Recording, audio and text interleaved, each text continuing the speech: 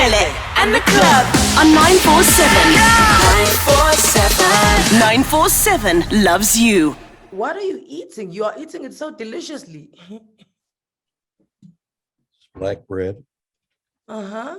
with local honey on it. So real honey, not this fake stuff they feed us.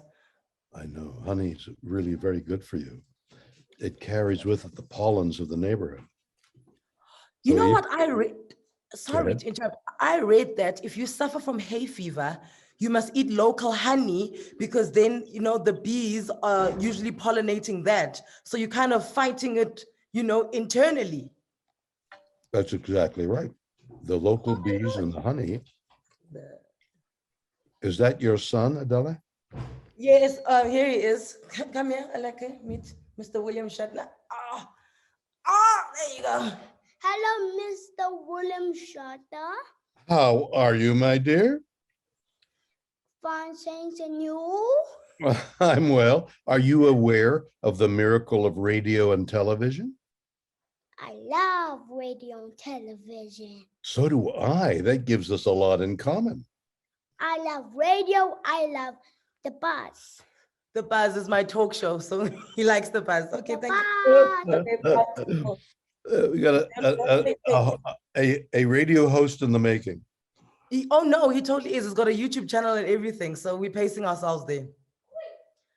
But the thing is, you can rely on him to take care of you in your old age. He'll be the popular radio host. I quietly call him my pension plan. You just let him. You can't quietly do it anymore. But it's true, isn't it? That's what people did. Well, I still do, but to a lesser degree, where they had 12 children in order to work the fields. They had 12 children in order to work the fields. They had the families would make their own labor by having babies. You see, when the staff starts to revolt, you're like, I'll fall pregnant again. Don't you dare me. I'll pop one of you guys out. Whenever you need additional income, you pop one of those guys out.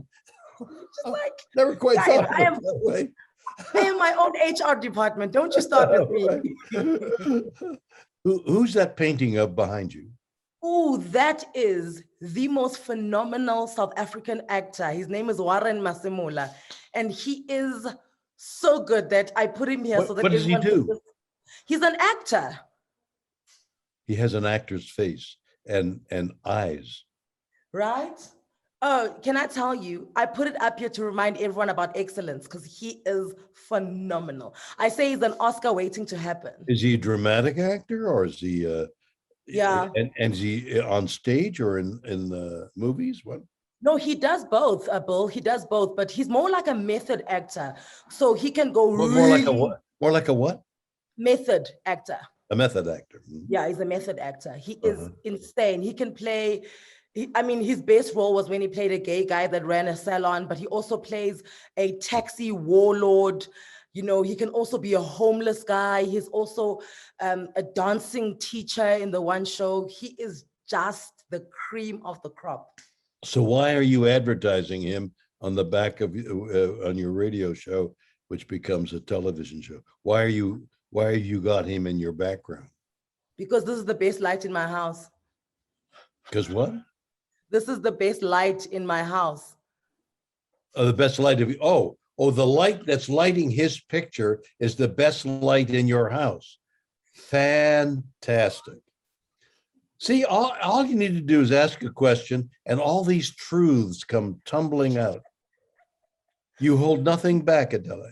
Oh no, not me. Life's too short. My Lord, I would gain weight if I had to lie to people. I feel like when I tell the truth, I lose weight.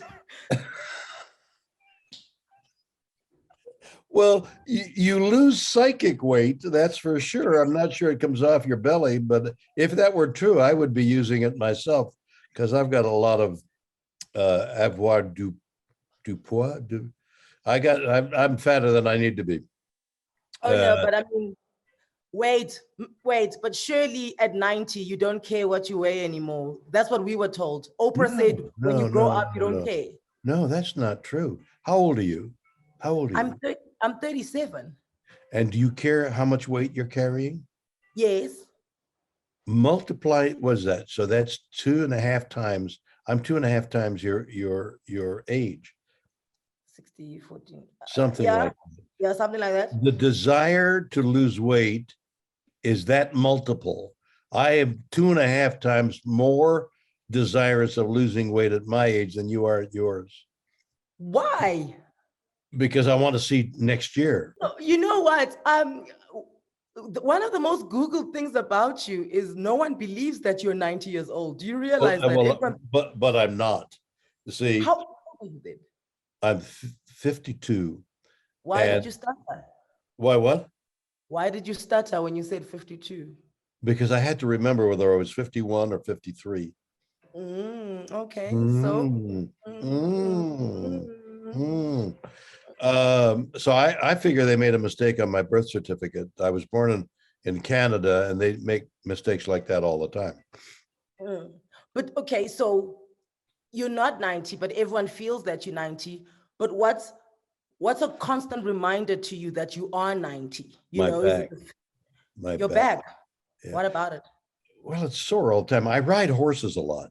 I'm a competitive rider, and the kind of equine discipline that I do is called reining.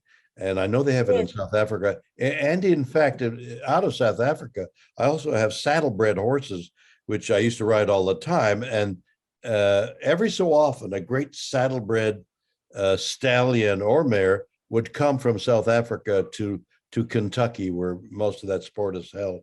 And we would just be in awe. A few years ago, one of the great contributors to the saddlebred blood stream was from South Africa, the great stallion. But I mean, you've packed in a lot. You're riding horses, you're busy with your dogs, you're recording music. Did they ever allow you to call your album Love, Death, and Horses, or did they say no to that? Oh, how you've done your homework. No, we did it ourselves. We called the album Love, Death, and Horses because it was all about love, death, and horses. So it seemed like what to call it. So it seemed like an obvious title. Then I have two partners. I have this wonderful gentleman, Rob, and Rob is the poet, and he is so he's done the lyrics essentially, and Dan Miller is this renowned musician. So the three of us working in tandem together put this album together in the COVID thing. So we'd be talking to each other like you and I are talking, and we had decided to make the album autobiographical because I had all these stories to tell. So we would select a story that I had told and made a song about it and make it a unit. We're talking now about the album Bill, which is receiving the kind of notices that the actor behind you wish he had received any performance in. I mean, the words that they're using on the album is phenomenal. It's the best reviews I've ever received about anything. So we would isolate on a story that had happened to me, like leaving home and crossing a bridge on my way to the New York of Canada, which is Toronto. So I was leaving the smaller city of Montreal to head to Toronto, and I'm crossing a bridge, and an 18-wheeler truck almost shoves me off the bridge. And we wrote a song about how all our lives that consist of crossing bridges and having 18-wheelers coming at us, ready to destroy us, and how we have to keep going.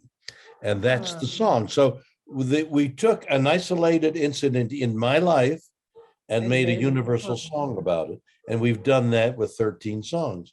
And it's a spectacular album called Bill.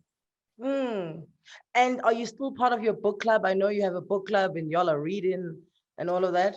Well, I'm not sure that book club exists still, but I read a lot. So I carry on my phone, I don't know how how many books. I may have 50 books in there.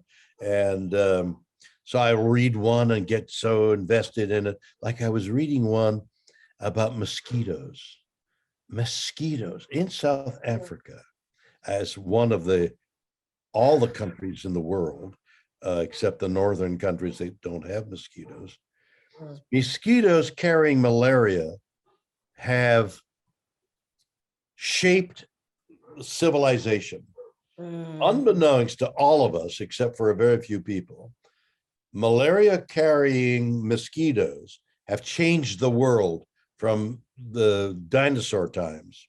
So I'm reading that book, and I suggest that to this talk show that I'm doing called I Don't Understand. So I'm doing a talk show called I Don't Understand. So now I've read the book. I'm talking to the author about the mosquitoes and the weirdness of malaria affecting like the Roman Empire. The Roman Empire was destroyed not by vandals, but by mosquitoes. Well, they are powerful little suckers. More than powerful. I've got to imagine that in South Africa, in its warm temperature and standing waters where mosquitoes breed, that unless you've built up not so much an immunity, but you get malaria, but you don't get it as severely if you live in the area. So you get ill, but I guess it's like a cold or something, or that lays you up for a bit. But mosquitoes in South Africa have got to have affected anybody coming in to invade. If you're not accustomed to them, they're not used to them. Yeah, exactly. And so that disease, name a country around the world. When the Europeans went into New Americas, and they met the Mayans and the Incas, and they had millions of warriors, and the 800 Spaniards went in and beat them all. They didn't beat them. It was disease that liquidated all those poor people. So you see now, which was going to bring me to my next question, is that this show that's currently on the History Channel, on our side, it's on channel 186, and it's called The Unexplained, which is you explaining a lot of things. Sometimes I feel like you know that stuff off by heart. No. And then I'm just like, okay, cool, thank you. No, what you're seeing in The Unexplained, which is, again, on the opening in South Africa, and that's why I'm here. Yeah. The Unexplained is this incredible show. Yeah. I'm not sure exactly which episodes are being broadcast first, but if people are popular, if people like it, it will continue. But Mysterious Mummies is the first one. All right, so Mysterious Mummies. Yeah. Now, why did the Egyptians, among others, mummify the bodies and keep them so that they exist 3,000 years later that we look at them? In fact, and this isn't in the show, but listen to this fact that's come out recently. Scientists today have taken a mummy and reproduced or made alive the vocal cords of a monk, passed air through the vocal cords, and the vocal cords gave out a sound like a hum 3,000 years later. After the death of this individual, we hear it sound. Does that blow your mind? No, it blows my mind so much. I don't believe you. This is why I'm going to watch this episode. Exactly. You have to watch it to believe.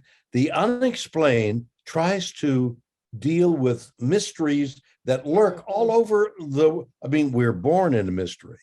Like, why do we exist? What's out there? What's dark matter? What's dark energy? What is light? What mysteries abound all over?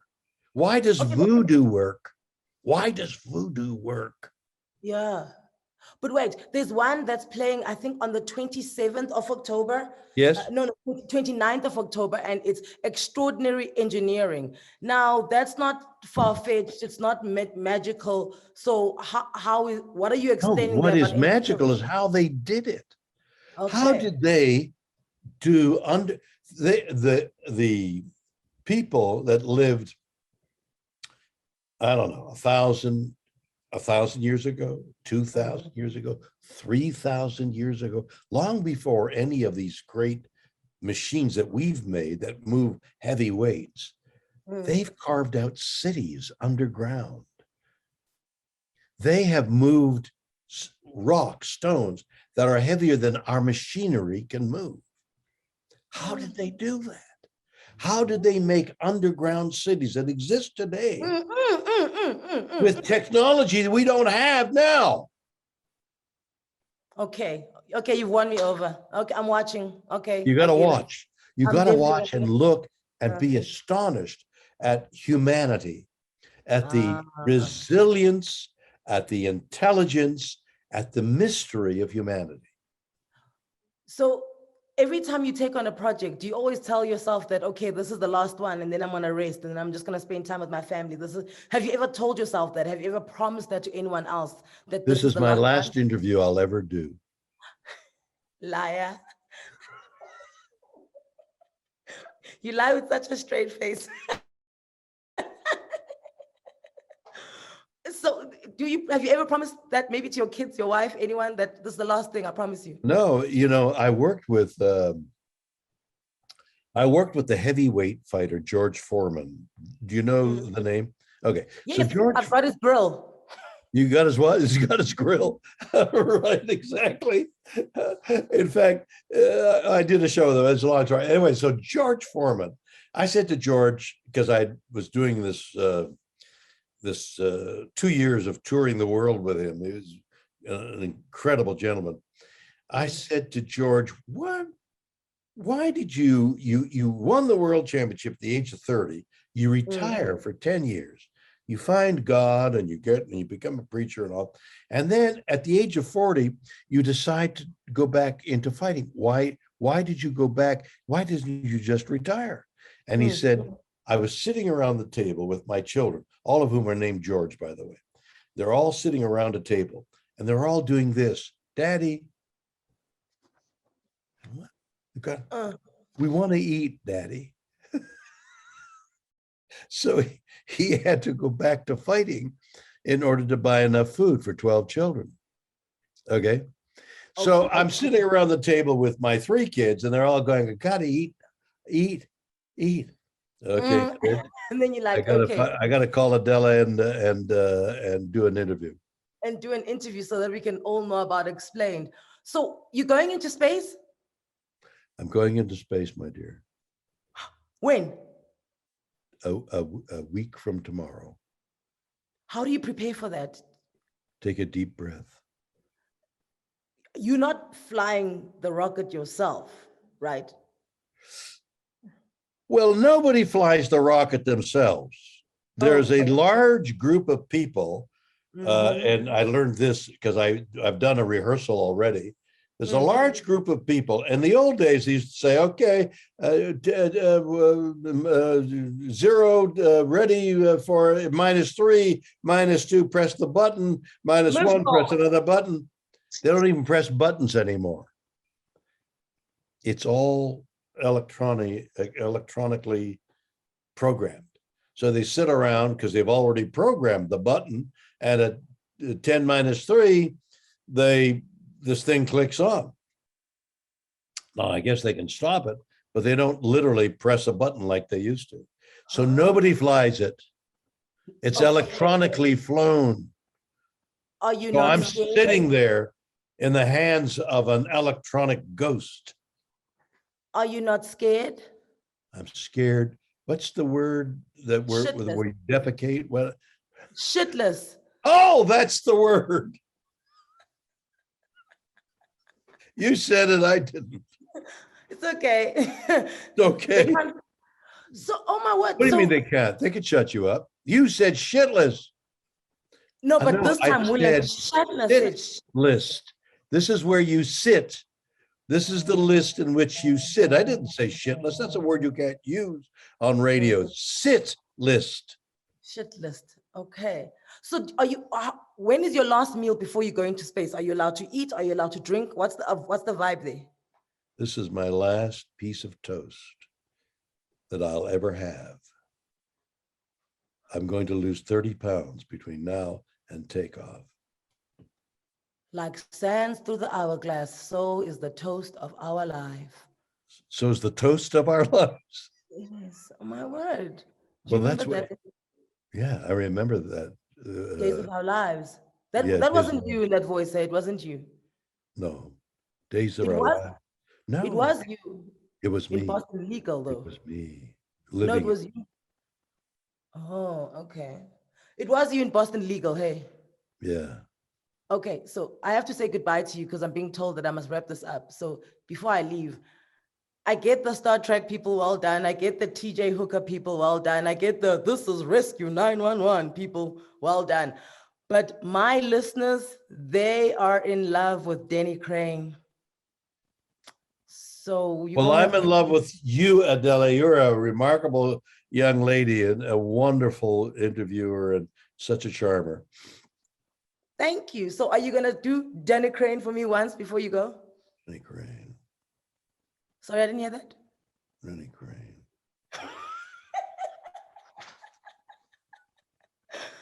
Ah, I love you. We love I love you so you. much. Thank you so much for a wonderful So- interview. Take care, dear. We'll see you well on this side. Fridays, 7:25. This man is on channel 186. You better tune in or I'm coming to your house and I'm tuning in for you. Thank you, Perfect. William Shatner. Thank you, my darling. Take care. Bye. Anele and the club on 947. 947. 947 loves you.